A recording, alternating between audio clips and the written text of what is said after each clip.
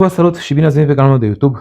Numele meu este Vladimir și astăzi vreau să vorbim despre cele 4 tipuri de discuri pentru debitat metal pe care le găsim în România mai cu ușurință în funcție de situație, de moment, de toate cele. O să le iau din dreapta spre stânga pentru că asta e ordinea în care cred eu că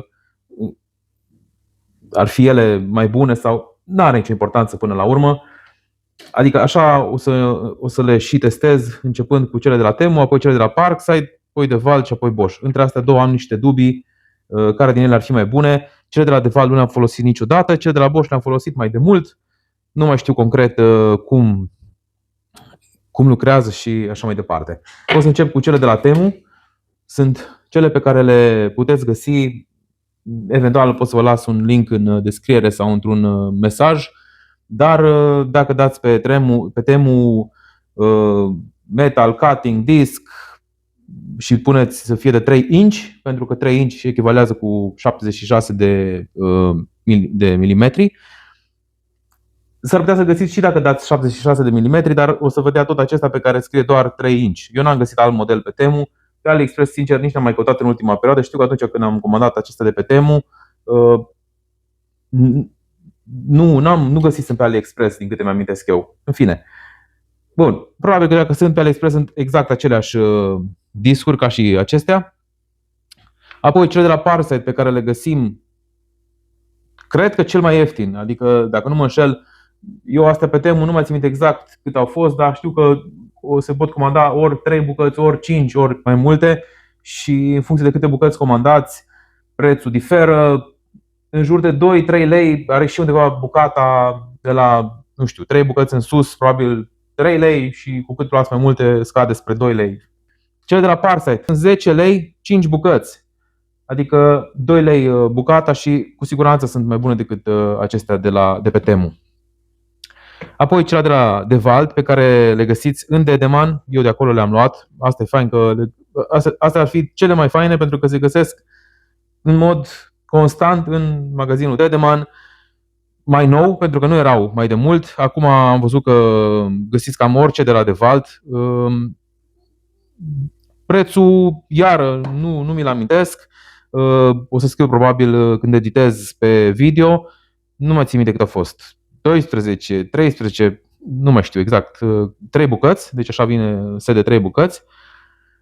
Și cele de la Bosch, care sunt 5 bucăți cu aproximativ 30 de lei. Acestea se găsesc în Hornbach și în Brico Depot. Aproximativ 6 lei bucata. În principiu, probabil că voi lucra cel mai mult cu cele de la Devalt pe viitor, pentru că sunt cele mai accesibile. Cel mai probabil că nu o să mai comand de pe Temu.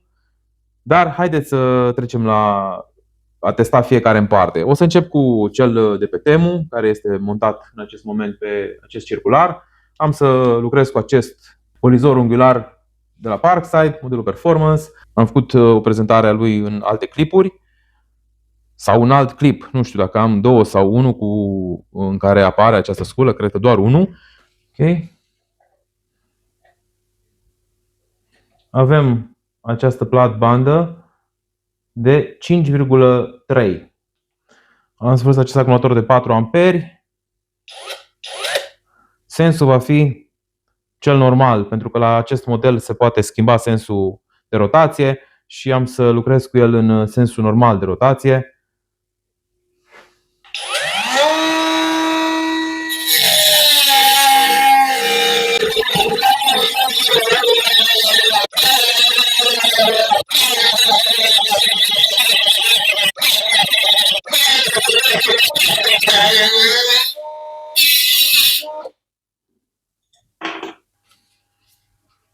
Am să continui cu cea de la Parkside.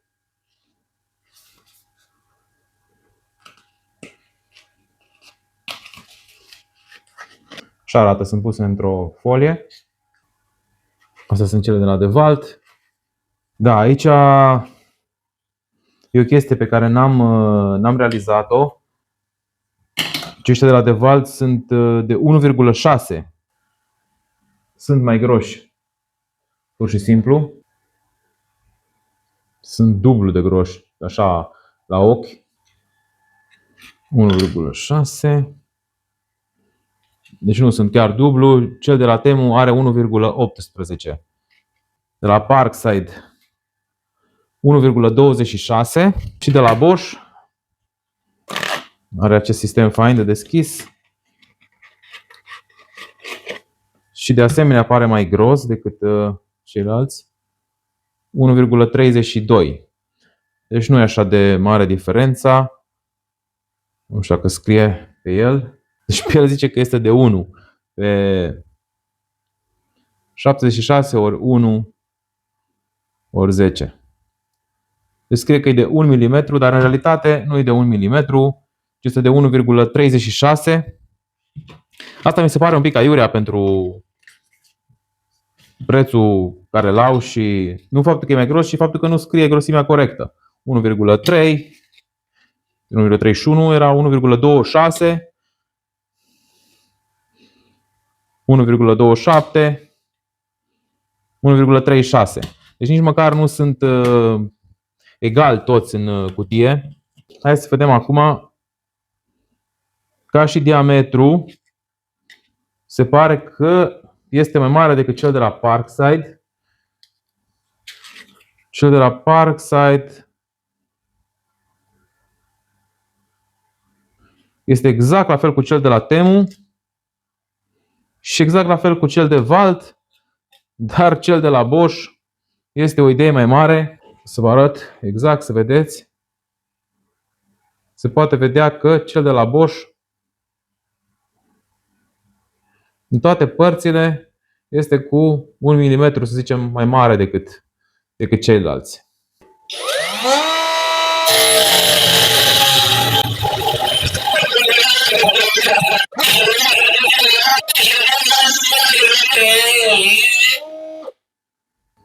Pe Walt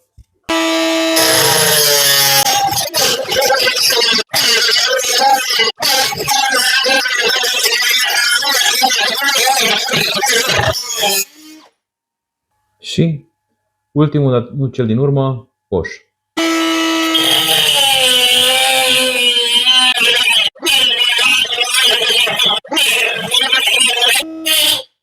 Mie mi s-a părut că Bosch avea cel mai repede, nu știu dacă este așa sau nu, o să pun un cronometru. Cu siguranță că mi s-a părut că la capitolul vibrații stă cel mai bine, adică cele mai puține are. Acum mai vreau să fac o chestie. Poate că era, nu poate, sigur era relevant dacă făceam mai multe tăieri pentru a observa pentru a observa gradul de uzură la fiecare, câte tăind același număr de bucăți. Bun, hai să vedem disc. Vedem diferența între unul nou și acesta. La de Walt. Parkside.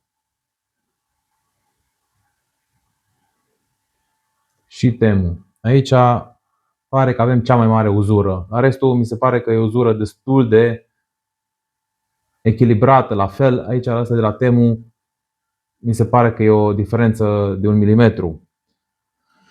Concluzia mea este că cel mai prost pe departe este cel de la Temu.